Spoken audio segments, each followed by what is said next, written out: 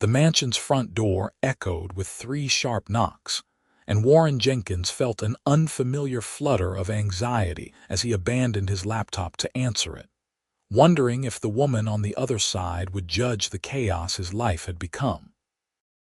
She stood there with determination written across her features, a woman in her mid-20s with honey-colored hair pulled into a practical ponytail and eyes the shade of autumn leaves. She wore simple jeans and a white button-down shirt, and she carried a folder that looked thoroughly organized. "Mr. Jenkins, I'm Maggie Walsh. I'm here about the housekeeper position." Warren nodded and stepped aside, acutely aware of the state of his home. At 28, he had built a real estate empire that stretched across 3 states, buying distressed properties and transforming them into sought-after developments. His business acumen had earned him millions, but his personal life had fallen into disarray. The evidence was everywhere. Takeout containers stacked on the marble kitchen island, laundry draped over a designer couch, papers scattered across every flat surface like fallen leaves. "Come in," he said, his voice rougher than intended. "Sorry about the mess. That's why you're here, I suppose." Maggie stepped inside, her gaze sweeping across the expansive foyer with its vaulted ceiling and crystal chandelier. She didn't wrinkle her nose or make a face. Instead, she simply observed, taking mental notes. "It's a beautiful home," she said. "Just needs some attention." They settled in his office, the one room he managed to keep relatively organized because he needed it for video conferences. Warren gestured to the leather chair across from his mahogany desk, and Maggie sat with perfect posture, her folder balanced on her lap. "Your resume is impressive," Warren said, scanning the papers his assistant had forwarded. 5 years of experience, references from 3 different clients, certification in professional cleaning. "I take my work seriously," Maggie replied. "A home should be a sanctuary, not a source of stress. When someone hires me, they're trusting me with their private space. I don't take that lightly." Warren studied her face, noting the sincerity there. Most people who learned about his wealth either became obsequious or calculating. Maggie seemed neither. She met his gaze steadily, waiting. "I work long hours," he said. "Sometimes I'm traveling for days at a time. I need someone who can manage the house independently, someone I can trust to be here whether I am or not." "I understand. My previous client traveled frequently for work. I maintained his home for 3 years before he relocated to London." "Why did you leave your last position?" He moved. "I chose to stay in the area. My younger brother is finishing college nearby, and I want to be close to family." Warren appreciated the straightforward answer. "The job is 5 days a week, 8 hours a day. I'll pay $70,000 a year plus benefits. You'll have access to all areas of the house except my private safe. Does that work for you?" Maggie's eyes widened slightly at the salary, but she recovered quickly. "That's very generous." "Yes, Mr. Jenkins, that works perfectly. Warren," he corrected. "If you're going to be in my home 5 days a week, we should probably drop the formality." She smiled for the first time, and something in Warren's chest tightened unexpectedly. "Warren, then, and you can call me Maggie." They shook hands to seal the agreement, and Warren felt the warmth of her palm against his, the firm confidence in her grip. When she left 20 minutes later with a start date for Monday, he found himself looking forward to it in a way that had nothing to do with getting his house cleaned. Monday arrived with gray skies and the promise of rain. Warren had cleared his morning schedule, telling himself it was just to help Maggie get oriented. He was in the kitchen attempting to make coffee when she arrived, punctual to the minute. "Good morning," she said, setting down a bag that clinked with supplies. "I brought some of my preferred cleaning products, if that's all right. They're all environmentally friendly and won't damage any surfaces." "Whatever you need," Warren said, then cursed quietly as he spilled coffee grounds across the granite counter. Maggie crossed to him without hesitation, gently taking the scoop from his hand. "Here, let me. You look like you haven't slept." "Conference call with Tokyo at 3 in the morning," he admitted, stepping back to watch her efficiently measure and start the machine. "I'm not always this useless, I promise." "You're not useless. You're just focused on other things." She pulled 2 mugs from the cabinet as if she had lived here for years rather than minutes. "That's why people like me exist. Everyone has different strengths." The coffee maker gurgled to life, filling the kitchen with rich aroma. Warren leaned against the counter, studying this woman who seemed so comfortable in his space. She had traded yesterday's jeans for athletic leggings and a soft blue shirt, and her hair was braided down her back. "Tell me about your brother," Warren said, surprising himself. He usually kept conversations professional, transactional. Maggie's face lit up. "Marcus. He's 22, studying engineering at State. Brilliant kid, always has been. Our parents died when I was 20 and he was 17. Car accident. I became his legal guardian, worked 3 jobs to keep us afloat while he finished high school." Warren felt a pang in his chest. "I'm sorry, that must have been incredibly difficult." "It was, but Marcus is worth it. He graduates in May, already has a job offer lined up. I'm so proud of him." She poured coffee into both mugs, added cream to hers. "What about you? Any siblings?" "A sister, Caroline. She's 30, married, has 2 kids, lives in Connecticut, works as a surgeon." He accepted the coffee she offered, their fingers brushing briefly. "We're not particularly close. She thinks I'm shallow because I work in real estate instead of something more noble." "There's nothing shallow about providing people with homes," Maggie said firmly. "That's one of the most basic human needs." Warren found himself smiling. "I wish Caroline saw it that way." They talked for another 20 minutes, and Warren realized he was enjoying himself more than he had in months. Eventually, Maggie glanced at the clock and set down her mug with purpose. "I should get started. Would you prefer I begin with any particular area? Whatever makes sense to you. I'll be in my office if you need anything." But Warren found it hard to concentrate on work. He kept hearing Maggie moving through the house, the sound of water running, the soft hum of the vacuum cleaner. Around noon, curiosity drew him out of his office. The transformation was remarkable. The kitchen gleamed, every surface spotless. The takeout containers vanished. The living room had been restored to the showpiece it was meant to be, throw pillows arranged artfully, his scattered papers organized into neat stacks on the coffee table. The air smelled of lemon and something else, something fresh that made the whole space feel alive.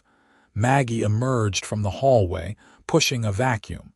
She had a smudge of dust on her cheek and looked entirely pleased with herself. "This place has good bones," she said. "Once we get it organized, maintaining it will be easy." "It looks amazing already," Warren said honestly. "I'd forgotten what the coffee table looked like." She laughed, a warm sound that filled the space. "That's the problem with mess. It accumulates slowly until suddenly you can't see what's underneath anymore." Warren felt she was talking about more than just furniture, but he didn't press. "I'm ordering lunch. What do you like?" "Oh, you don't have to do that. I brought something." "I'm ordering anyway. Humor me." Maggie tilted her head, considering. "Thai food, if there's a good place nearby. Best Thai in the city, 15 minutes from here. Red curry, with tofu, extra spicy." Warren pulled out his phone and placed the order, adding his usual pad thai and spring rolls. They ate together at the kitchen island, and Maggie told him about her childhood in Oregon, about learning to clean from her grandmother, who had worked as a housekeeper for wealthy families in Portland. Warren found himself sharing stories about his early days in real estate, the first property he had ever bought. a run-down duplex that he had renovated himself, sleeping on the floor between 12-hour workdays. "You weren't always wealthy," Maggie observed. "No.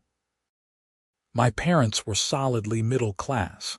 Dad was a teacher, Mom was a nurse.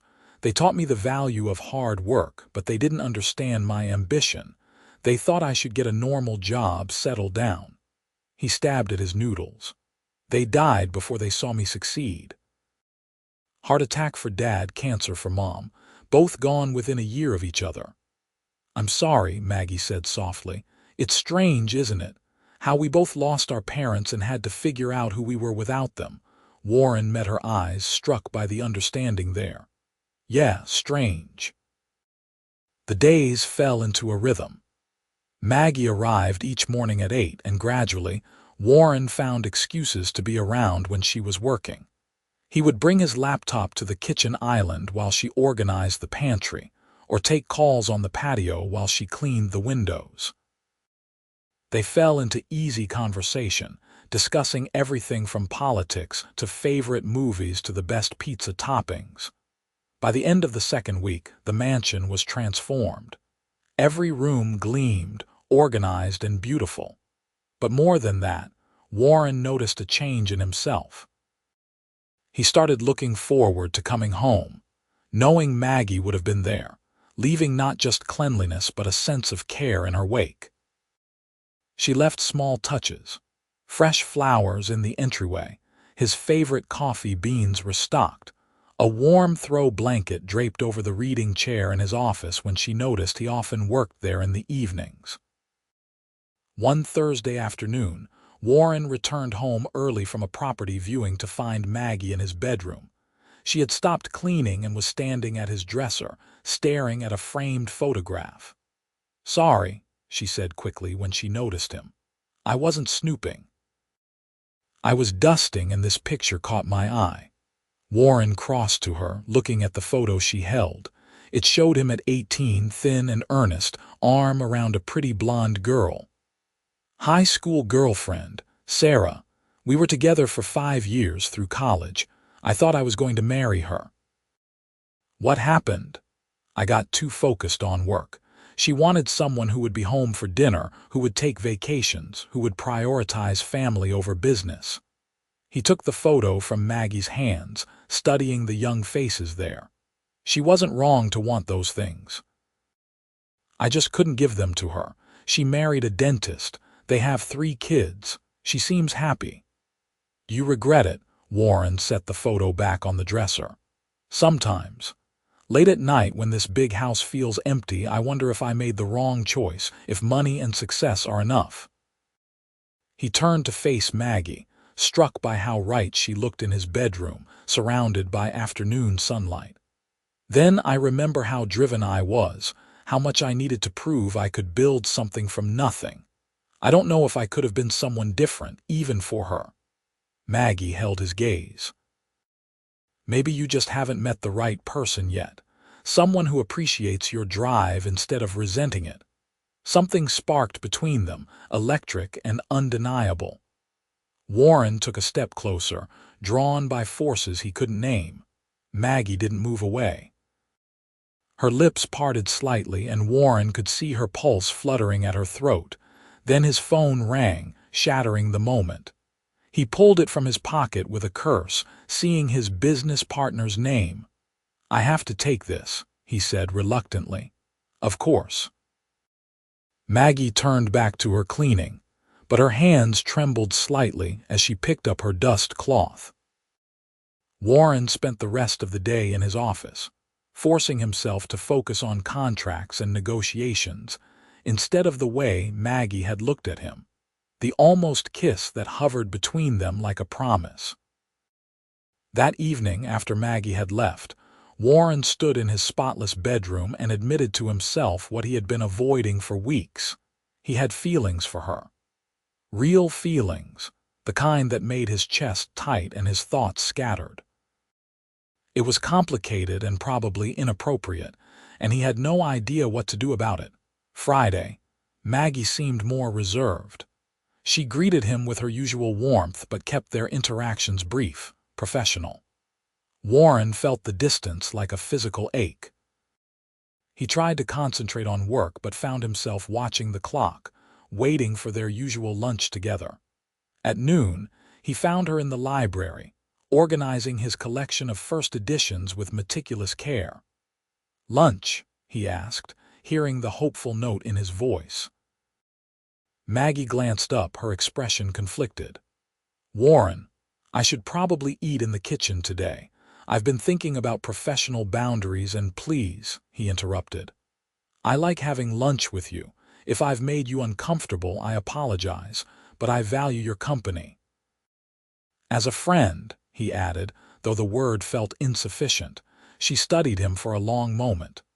"Okay, but I'll make the food today. You've been ordering out too much." Warren followed her to the kitchen, watching as she pulled ingredients from the refrigerator with the ease of familiarity. She had learned where everything was, had restocked his kitchen with actual groceries instead of just condiments and beer. "Where did all this come from?" he asked, noting fresh vegetables, quality cheeses, artisan bread.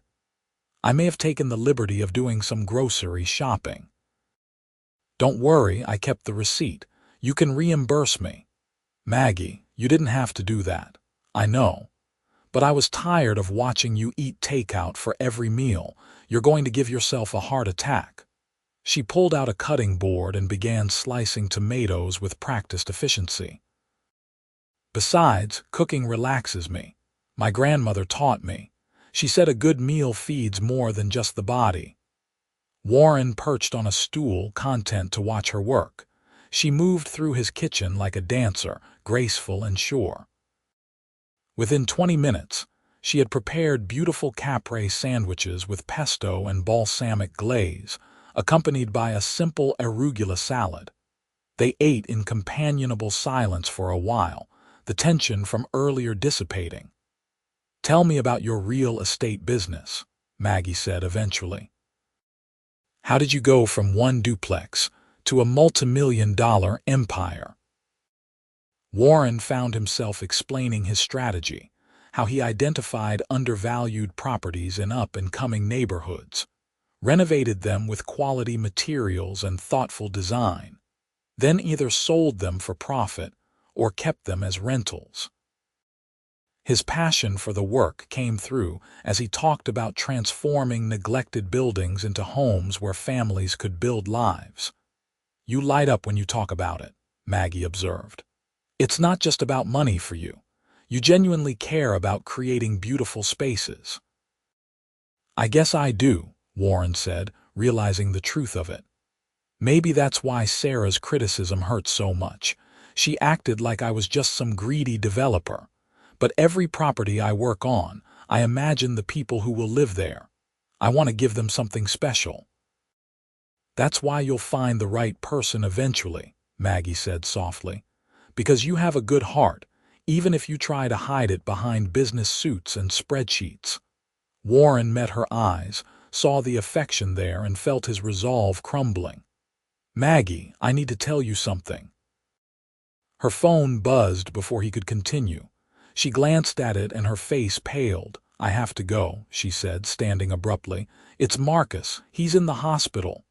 "What happened?" "I don't know. The text just says to come immediately." Her hands shook as she grabbed her purse. "I'm sorry, I know it's not 5 yet, but don't apologize. Go, do you need a ride?" "No, I drove today. I'll be fine." But she didn't look fine. She looked terrified. Warren caught her hand as she rushed past. "Text me when you know something, please." Maggie nodded, squeezed his hand, and then she was gone. The rest of the day dragged interminably. Warren tried to work but gave up after reading the same paragraph 15 times. He paced his clean house, noticing all the small touches Maggie had added. The way she had arranged his books by color. The plant she had brought in and placed by the window. The faint scent of her shampoo that lingered in rooms where she had worked. His phone finally buzzed at 7. "He's okay," Maggie's text read. "Collapse during practice. Dehydration and exhaustion. They're keeping him overnight for observation." Warren typed back immediately. What hospital? I'm coming. You don't have to do that. I want to, please. She sent him the address. Warren grabbed his keys and was out the door in seconds.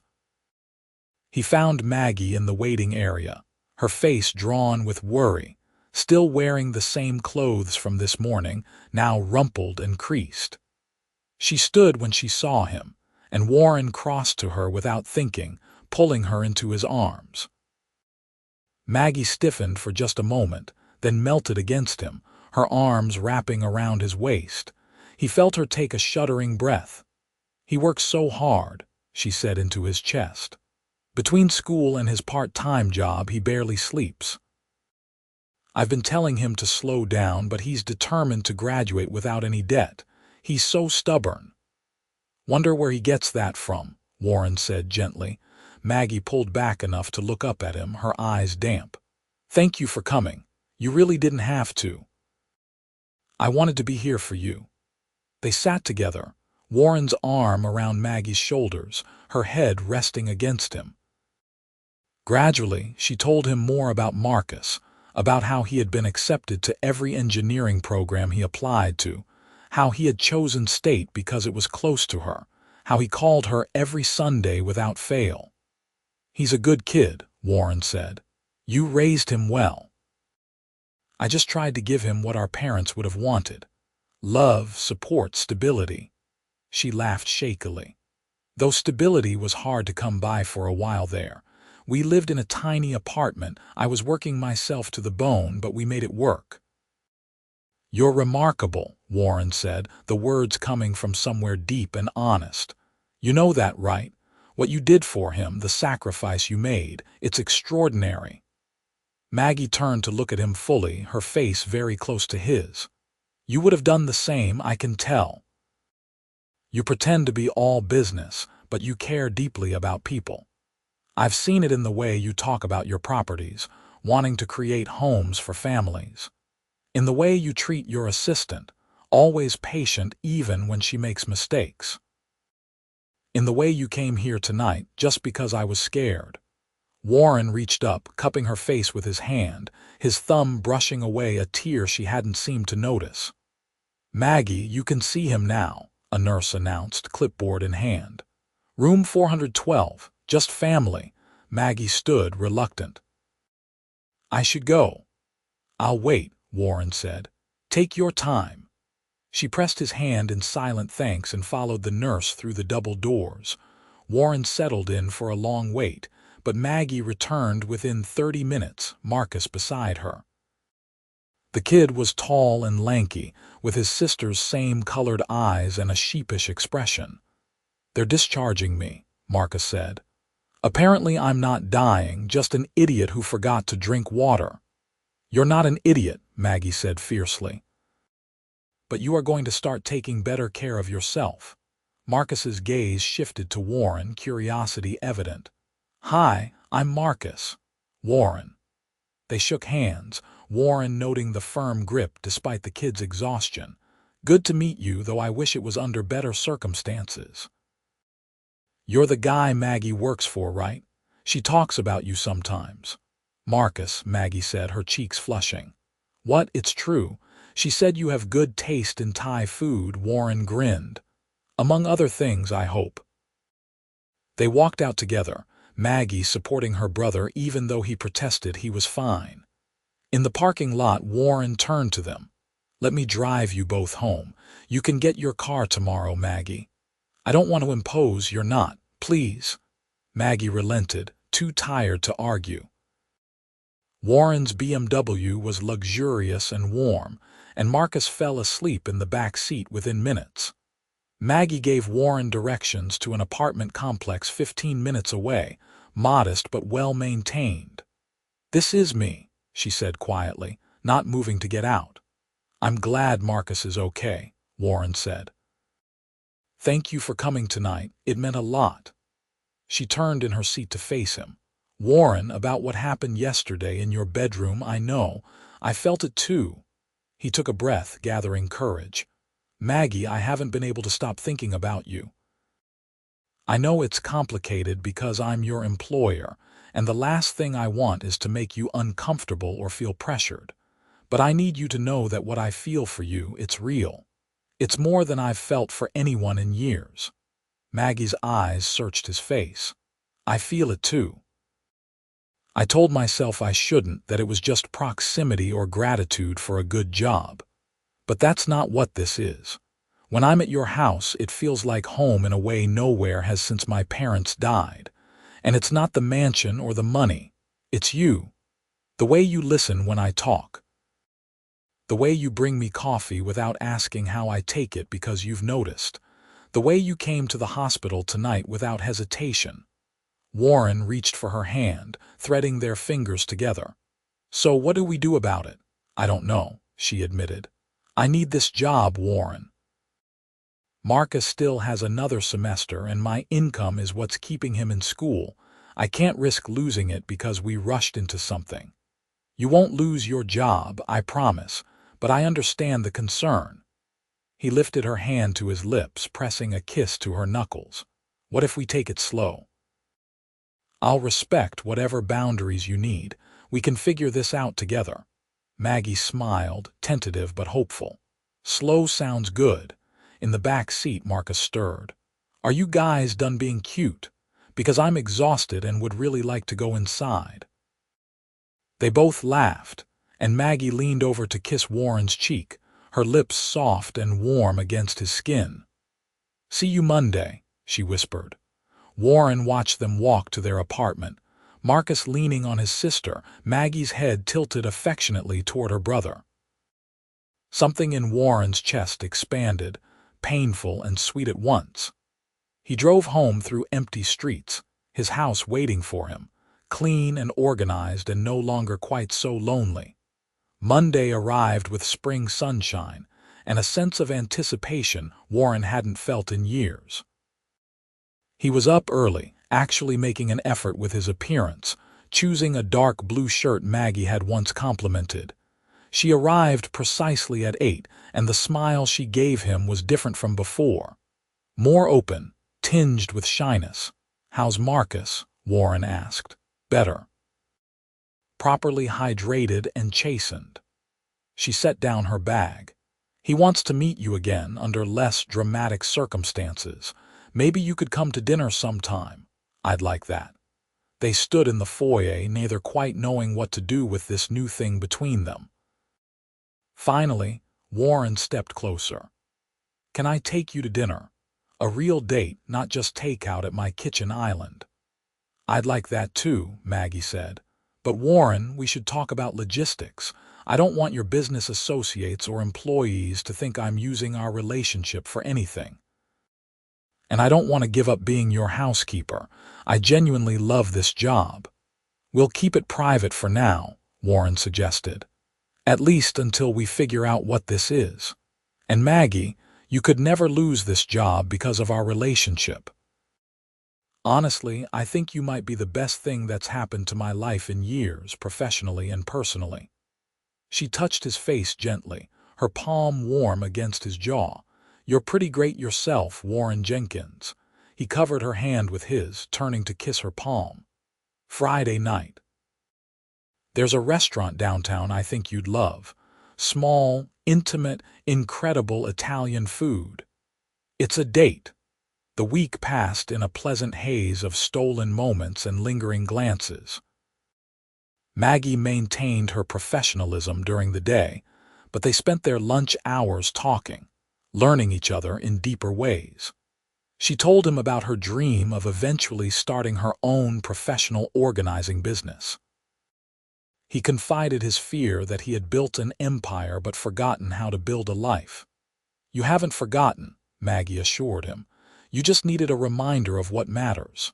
Friday finally came.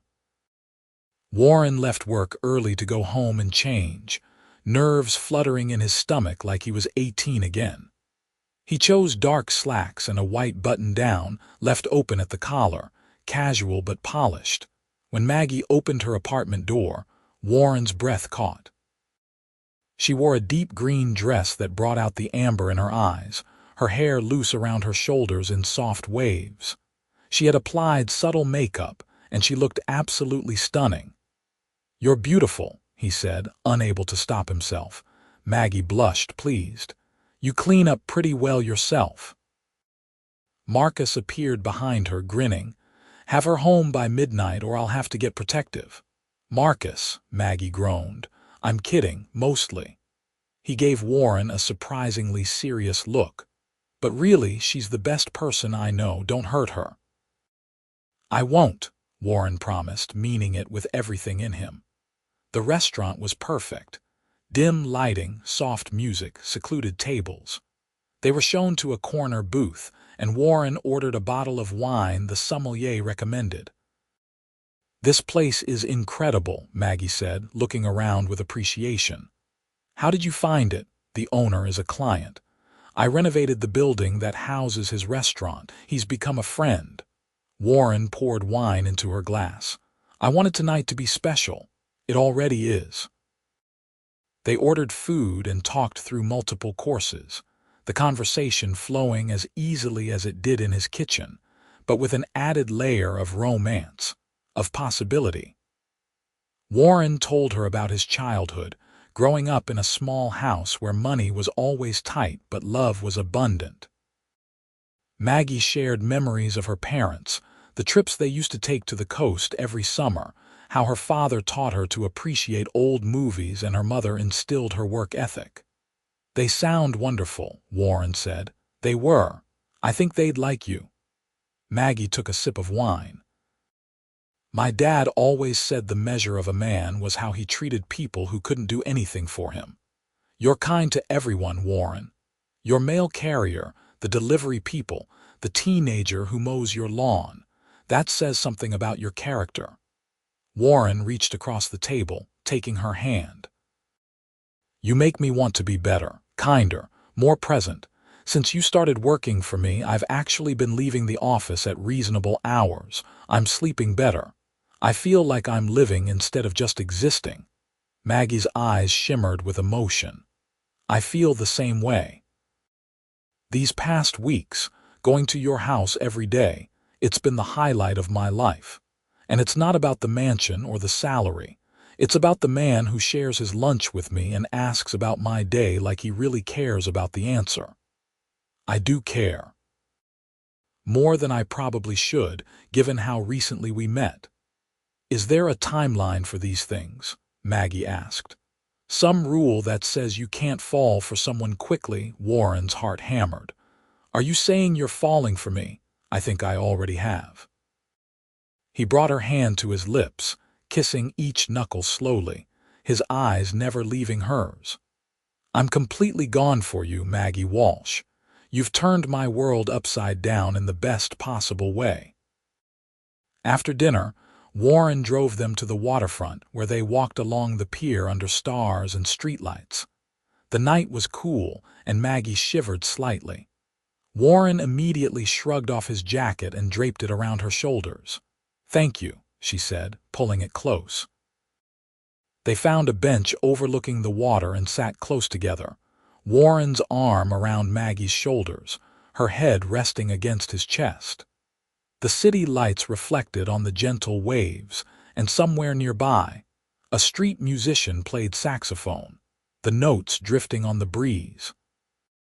"This is perfect," Maggie murmured. Warren tilted her chin up with his fingers, his heart racing. "Can I kiss you, please?"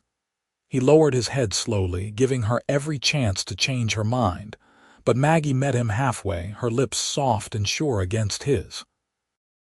The kiss was gentle at first, exploratory, but quickly deepened as weeks of tension and longing found release. Warren cupped her face, pouring everything he felt into the kiss, and Maggie responded with equal passion, her fingers tangling in his hair. When they finally pulled apart, both breathless, Warren rested his forehead against hers. "That was worth waiting for," he said. Maggie laughed, the sound full of joy. "Definitely." They kissed again and again, unable to get enough of each other. Eventually, they forced themselves to separate, knowing they could easily get carried away. "I should probably get you home," Warren said reluctantly. Before I forget, I promise to take things slow. Slow is good, Maggie agreed, though she made no move to leave the circle of his arms. But not too slow. Warren drove her home, their hands linked on the console between them. At her apartment, he walked her to the door like a proper gentleman, stealing one more long, sweet kiss before forcing himself to step back. "See you Monday," Maggie said, her lips swollen from kissing, her eyes bright with happiness. "Have a good weekend," Warren managed, already counting the hours until he saw her again. The weekend dragged interminably. Warren tried to focus on work, but found himself thinking about Maggie constantly. Her laugh, her smile, the way she fit perfectly against him. He texted her throughout Saturday and Sunday, casual messages that made him smile like an idiot at his phone. On Sunday afternoon, she video called him while baking cookies with Marcus. Warren got to see her in her element, flour on her nose, laughing at something her brother said off camera. It was domestic and sweet, and Warren felt a fierce longing to be part of that world. "What are you doing?" Maggie asked, propping her phone against something so her hands were free. "Pretending to review contracts, actually just thinking about you," she grinned. "Good thoughts, I hope." "The best." Marcus leaned into the frame. "You're disgustingly cute together, just so you know." "Thank you," Warren said, laughing. Monday morning, Warren was waiting when Maggie arrived. He had made coffee, actually successfully this time, and had bought pastries from the bakery she mentioned liking. "You're going to spoil me," Maggie said, but she was smiling as she accepted the latte and kvass. "That's the plan." They ate breakfast together, and Warren told her about a new property he was considering, a historic building downtown that needed extensive renovation but had incredible potential. Maggie listened with genuine interest, asking thoughtful questions, and Warren realized how rare it was to have someone truly engage with his work. "You should do it," Maggie said when he expressed concerns about the cost and timeline. "From everything you've told me, this is exactly the kind of project you love. The challenge, the history, the chance to create something beautiful. Don't let fear hold you back." Warren looked at this woman who had known him for weeks but seemed to understand him completely. "You're right. I'm going to put in an offer." "Good." She stood, pressing a quick kiss to his lips. "Now I should actually do some work or you'll think you hired me just for my company." "I did though," Warren said, catching her hand. "The clean house is just a bonus." Maggie laughed and pulled away, but Warren saw the pleasure in her eyes. The weeks that followed were some of the happiest of Warren's life. He and Maggie fell into a comfortable rhythm, professional during working hours but increasingly affectionate during their shared lunches, and after she officially clocked out. Warren made sure to respect the boundaries she set, never asking her to blur the lines between employee and girlfriend during business hours. They went on dates every Friday, trying new restaurants, seeing movies, walking through art galleries. Warren met Marcus properly, taking them both out for dinner and discovering he genuinely liked the kid. Marcus was smart and funny, a bit awkward in the way of young men but clearly devoted to his sister. "You make her happy," Marcus told Warren one evening when Maggie had excused herself to the restroom. "I haven't seen her this light in years. She spent so long taking care of me, putting her own life on hold. It's good to see her doing something for herself." "She makes me happy too," Warren said honestly. "Happier than I knew was possible." In May, Warren successfully purchased the historic building downtown, and Maggie was the first person he called with the news.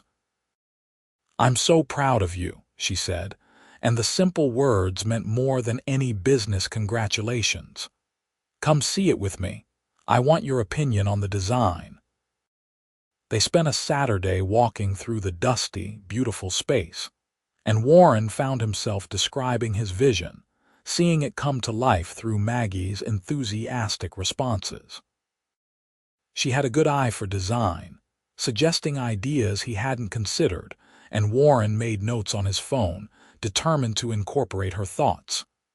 "We could preserve these original light fixtures," Maggie said, pointing up.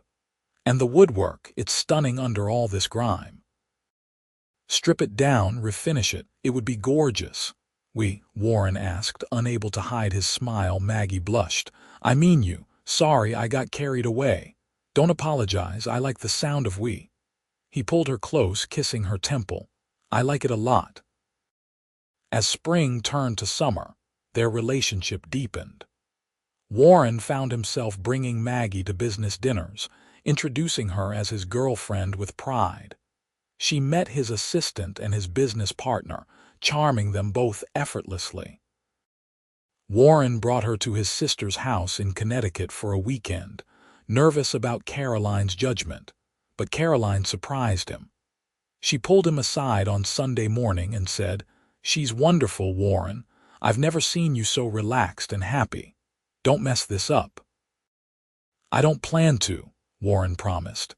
In July, Marcus graduated with honors. Warren attended the ceremony, sitting with Maggie as she cried proud tears watching her brother cross the stage. Afterward, Warren took them both to an expensive restaurant to celebrate, and he gave Marcus a gift that made the young man's eyes widen. "Warren, this is too much," Marcus protested, looking at the check. "It's a signing bonus," Warren said. "Consider it an investment in your future. Use it for moving expenses, work, wardrobe, whatever you need. You've worked hard and you deserve to start your career without financial stress." Maggie's eyes filled with tears. "Warren, let me do this," he said gently. "Please." Marcus stood and shook Warren's hand firmly, then pulled him into a hug. "Thank you, seriously. This means everything." That night, Warren and Maggie sat on his patio under stars, her body curved against his on the outdoor couch. "You didn't have to do that," Maggie said softly. "But thank you. He's going to be okay now, really okay. That's because of you." "It's because of you," Warren corrected. "You raised an incredible person, Maggie. I just helped a little at the end." She turned in his arms, her expression serious. "I love you, Warren Jenkins. I think I have for a while now, but I wanted to be sure. I'm sure." Warren's heart felt like it might burst from his chest. "I love you too, so much that it scares me sometimes. You've changed everything, Maggie. My house, my life, my heart. You cleaned up all the mess I didn't even realize I was carrying." They kissed under the stars, deep and slow and full of promise. In August, Marcus moved to Seattle for his new job, and Maggie felt his absence keenly. Warren came home one evening to find her crying in his kitchen, and he simply held her, letting her grieve the end of one chapter even as she moved into another. "He's going to do amazing things," Warren said, "and you get to watch him succeed, knowing you made it possible. I know. I'm happy for him. It's just hard to let go." "You're not letting go. You're letting him fly. There's a difference." Maggie clung to him, and Warren sent up silent thanks for whatever forces had brought this woman into his life. That night, Maggie stayed over for the first time, and they made love with tenderness and passion in Warren's big bed. Afterward, she lay in his arms, her hair spread across his chest, and Warren knew with complete certainty that this was what he had been missing all those years. "Move in with me," he said suddenly. Maggie propped herself up on her elbow, studying his face. "Warren, I know it might seem fast, but we've been together for months now. You're here most of the time anyway. And Maggie, I don't want you to just be my housekeeper. I mean, I love what you do for this space, but I love you more. Move in as my partner, my girlfriend. Let's build a life together. What about my job? We'll figure it out. Maybe you keep cleaning because you enjoy it, or maybe you finally start that organizing business you've been dreaming about. I'll help you, support you however I can. But do it because you want to, not because you work for me. Maggie's eyes searched his face. You really mean this? I've never meant anything more. I love you, Maggie Walsh. I want to wake up next to you every morning and fall asleep with you every night.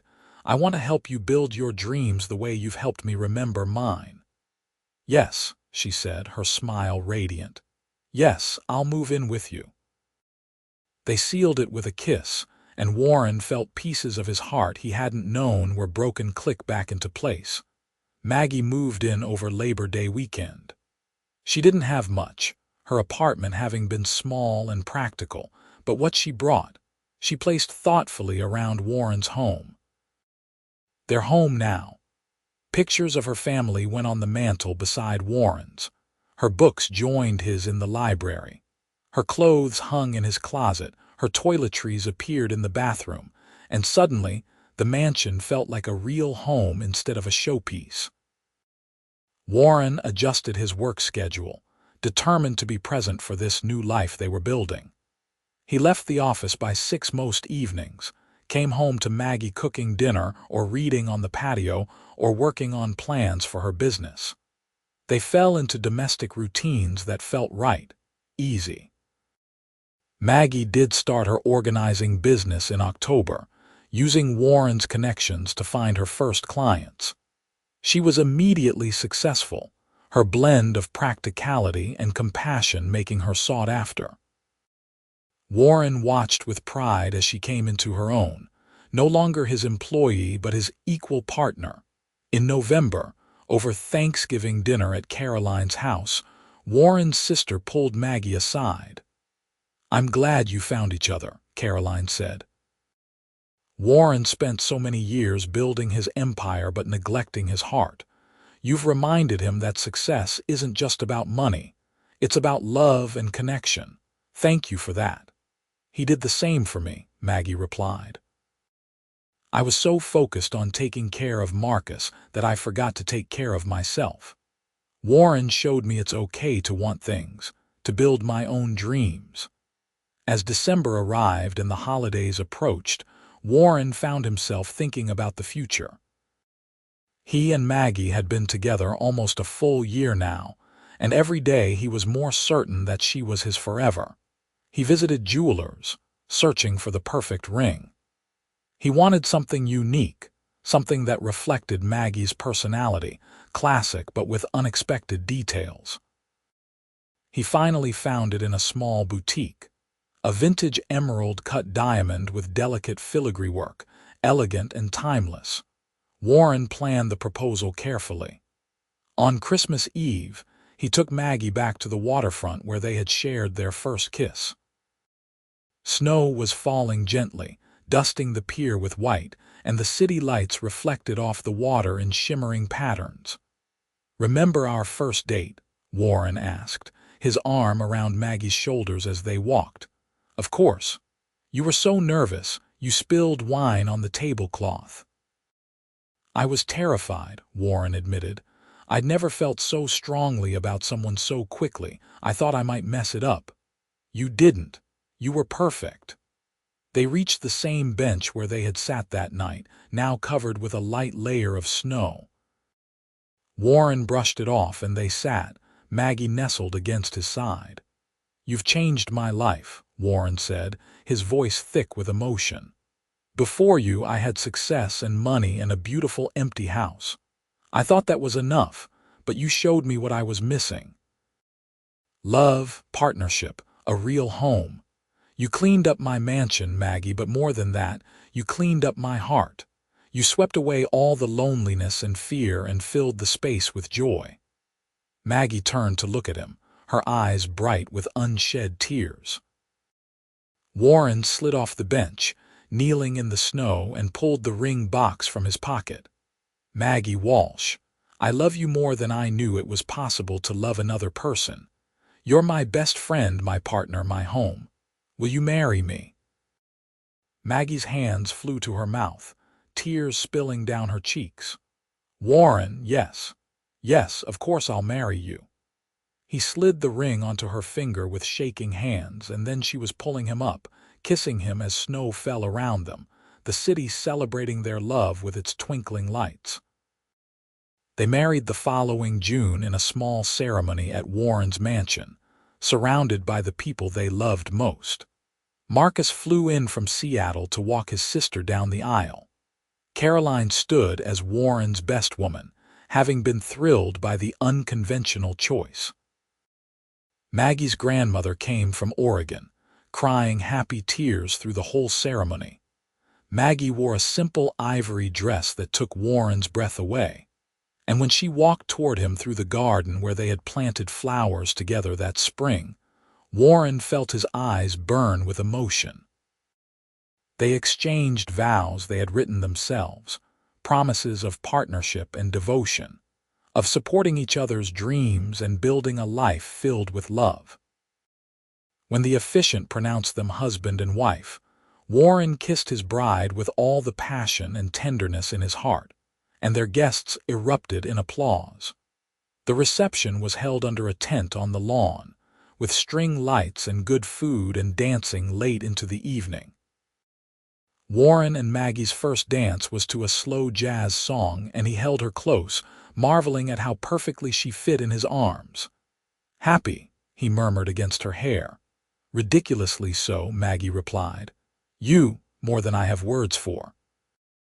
They honeymooned in Italy, spending 2 weeks wandering through ancient cities, eating incredible food and making love in beautiful hotels. It was perfect, lazy and romantic, and when they returned home, tanned and happy, Warren felt like his life had finally clicked into place. Maggie's organizing business continued to thrive. She hired 2 assistants by the end of the year and was featured in a local magazine for her innovative approach. Warren's real estate empire expanded to include the historic building renovation, which became his most acclaimed project yet. But more than professional success, they had built a marriage filled with love and laughter. They had date nights every Friday, cooked together on weekends, took long walks through their neighborhood. They fought occasionally, as all couples do, but they always talked through their issues, never going to bed angry. 2 years after their wedding, on a warm spring evening, Maggie told Warren she was pregnant. He stared at her for a long moment, his hands frozen on the vegetables he had been chopping for dinner. "You're sure?" he finally managed. "Very sure. I took 3 tests. We're going to have a baby, Warren." Warren dropped the knife and crossed to her, pulling her into his arms, his face buried in her hair. "A baby! We're having a baby!" "Are you happy?" Maggie asked, suddenly nervous. Happy doesn't begin to cover it. He pulled back to cup her face, his eyes bright with tears. "You've given me everything, Maggie. A home, a purpose, love, and now a family. I'm the luckiest man alive." They cried together, holding each other in their kitchen as the sun set outside, painting the world in gold. Their daughter was born in January, a tiny perfect creature with her mother's eyes and her father's dark hair. They named her Grace, and Warren fell in love all over again the moment the nurse placed her in his arms. "She's perfect," he whispered, staring down at the sleeping infant. "Absolutely perfect. Just like her dad," Maggie said from the hospital bed, exhausted but glowing. Warren brought Grace to her mother and they sat together, a new family, overwhelmed with love and gratitude. The years that followed were full and rich. Grace grew into a bright, curious toddler, and Warren discovered fatherhood suited him. He cut back his hours even more, determined not to miss the important moments. He was there for Grace's first steps, her first words, her first day of preschool. Marcus visited from Seattle regularly, now engaged to a wonderful woman named Sarah. He and Warren had become genuinely close, more brothers than in-laws, and Grace adored her uncle. When Grace was 3, Maggie got pregnant again, and they welcomed a son they named James. Warren held his son and his daughter and looked at his wife, and felt his heart might burst from the fullness of it all. "Remember when you showed up at my door for that job interview?" Warren asked one evening as they watched their children play in the backyard. Grace was 5 now, James was 2, and the house was full of toys and laughter. "I was so nervous," Maggie said, leaning against him. "I needed the job desperately, and you seemed so intimidating, this wealthy young bachelor in his mansion." "I was a mess," Warren corrected. "Lonely and lost and trying to fill the emptiness with work. Then you walked in and everything changed. You gave me a life I never dreamed possible," Maggie said softly. "Not because of the money or the house, though those things are nice. But because you loved me, believed in me, supported my dreams. You made me feel like I mattered. You do matter. You're everything." Warren kissed her temple, watching Grace help James build a tower of blocks. "You know what's funny? I hired you to clean my house. But what you really did was show me what a home should be. It's not about perfection or pristine surfaces. It's about love and laughter and the beautiful mess of life lived fully." "Are you saying you don't mind the toys everywhere?" Maggie teased. "I'm saying this chaos is the best thing that ever happened to me." Grace looked up from her blocks and called out, "Daddy, come play with us." Warren stood, pulling Maggie up with him. "Come on, Mrs. Jenkins. Our children require our attention." They joined their kids on the floor, and Warren built towers for James to knock down while Grace narrated elaborate stories. Maggie sat back, watching her family with a soft smile, and Warren caught her eye and mouthed, "I love you." She mouthed it back, and Warren knew with complete certainty that this was what happiness looked like. Not the mansion or the money or the business success, though those things were nice. But this, his wife and his children, an ordinary evening at home, love woven into every moment. Years later, when Grace was 15 and James was 12, Warren took Maggie back to the waterfront where he had proposed. It had become their tradition, visiting that spot on their anniversary. 20 years, Maggie said, looking out at the water. "Since the day I knocked on your door." "Best 20 years of my life," Warren replied, his arm around her. They had aged gracefully together, silver threading through Maggie's honey hair now, lines around Warren's eyes from years of smiling. "You ever regret it?" Maggie asked. "Marrying your housekeeper, settling down so young?" Warren turned her to face him, his hands cupping her face the way they had so many times over the years.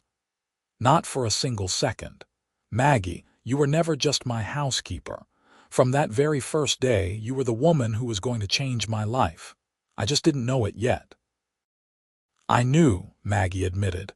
"The moment I saw you, something in me recognized something in you, like we'd been waiting for each other." "We had been," Warren said. "We just didn't know it." They kissed as the sun set over the water, the same bench beneath them where they had shared their first kiss, where Warren had proposed, where they had built 20 years of memories. The city lights began to twinkle on, celebrating their love story the way they had that very first night. And Warren sent up silent thanks to whatever forces had brought Maggie Walsh to his door that day. The woman who had cleaned his mansion and, in doing so, had swept away all the loneliness and fear in his heart, leaving only love in its place. Their love story hadn't been complicated or dramatic. It had been simple and true. Two people finding each other, choosing each other, building a life together. And in the end, Warren thought, that was the most beautiful kind of love story there was.